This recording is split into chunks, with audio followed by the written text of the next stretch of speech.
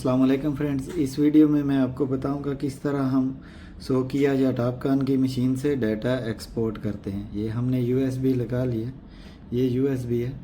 उसके बाद हम क्या करेंगे, ये डिस्प्ले पे यूएसबी शो हो रहा है यहाँ पे, इसमें जाएंगे, टी टाइप को एंटर करेंगे।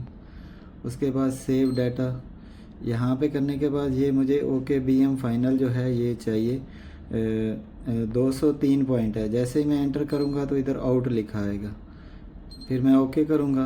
फिर ये सबसे लास्ट में जो है ना SSS स्क्वाड, इस पे आके आपने एंटर करना है।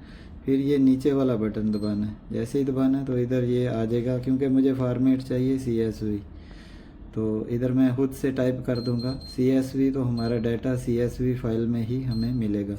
ये देखें CSV फाइल, CSV लिख दिया, ओके करना है तो ये पॉइंट हमारे आ गए।